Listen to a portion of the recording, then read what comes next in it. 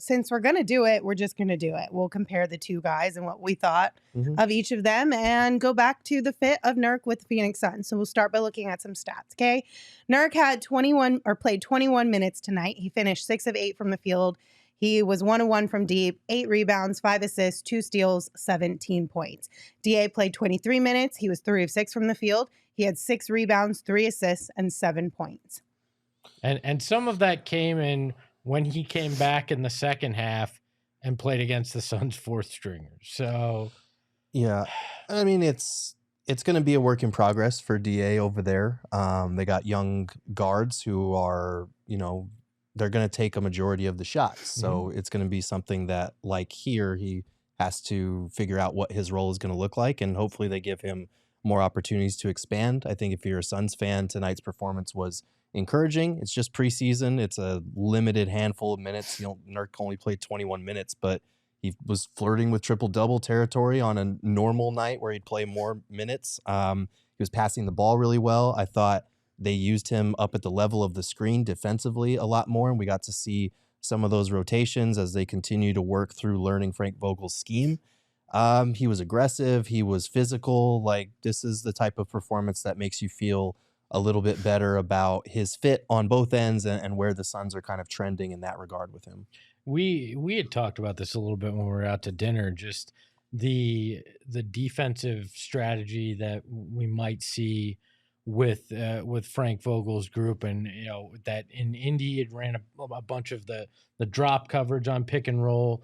In LA it was kind of a hybrid, and we had talked, Nurkic had played a lot of drop early, but to your point, seemed like he was playing up a little closer here. But I think what I found most encouraging, obviously his passing in general was extremely encouraging tonight, but there was already kind of a chemistry with Kevin Durant that we saw, where he found Kevin Durant a handful of times on some nice passes. But there was one point in particular, there was a switch, and Simons wound up on KD, and Nurk realized that he called for the ball, and then he pointed KD to go down to the block, almost like a point guard would, and then fed him in the post. I was like, well, now this is a prime example of why you make a deal for a guy like Jusuf Nurkic. That, and then we saw him bring the ball up the court and make a nice pass, drop a dime as well into the lane.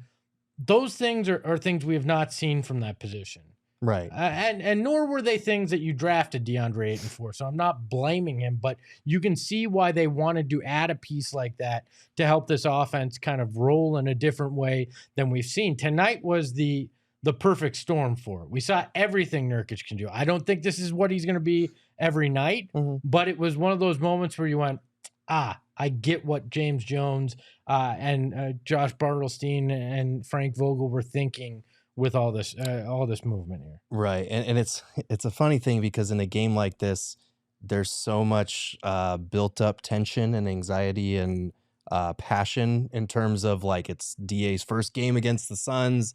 Everybody wants Nurkic to play well. The Ayton fans want him to play well. And it's funny because someone in the chat was saying I'm an Ayton sympathizer, and I was getting hate on Twitter for posting Ayton's halftime stats in comparison to Nurkic. So you really can't win just trying to talk basketball about these two. And it's preseason, like, who gives a shit? But my thing is, like, I think, like, to your point, tonight was a good indicator of some of the things that Nurkic brings to the table skill-wise that DA did not, and things that they prioritize in terms of their fit with the big three. Obviously, Beal didn't play tonight, but the passing, the screen setting, and some of the things they're going to try to do defensively when he is up to the level of the screen. We saw them pre-rotating quite a bit to try and get their hands on steals. That's something Frank Vogel has been emphasizing in terms of using their length and some of those pre-rotations to get deflections, force turnovers. It's something that they're going to have to lean into to kind of cover for him on that end of the court. But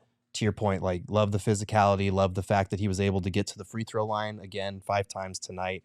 So it's positive. It's preseason, but it's good to see Nurk starting to build momentum with this group. And look, I think, I think you can be an Ayton sympathizer, and you can be, a fan of what Nurk's doing. This could be a win-win for both. Like, I don't know why it has to be either or. I just tonight in particular, I liked what I saw from Nurk for the Suns, and I'm happy for that. But I still wish DA the best of luck in Portland. You know.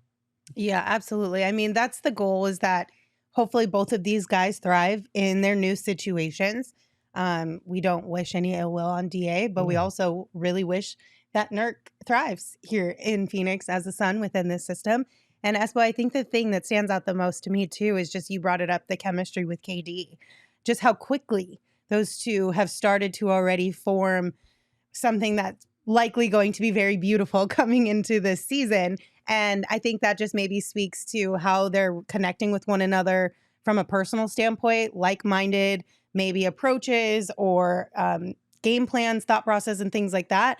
And you can't undervalue how, or underestimate how valuable that is. Right. When you're working with guys like Devin Booker and Kevin Durant, because they're on a whole nother level than everybody else. So if you can find a way to connect with them on that level, things are going to be very smooth very quickly. If you give Nurkic the ball on the wing or at the elbow there, and one of those three guys is in the corner, like, you better be expecting a backdoor cut, and Nurk is going to find him, because it keeps happening. Like we saw it with Kevin Durant. They had really good chemistry on that. Nurk overthrew it like 1 or 2 times, but the vision is there. The ability to make that pass is there. And that's encouraging as they continue to build the chemistry.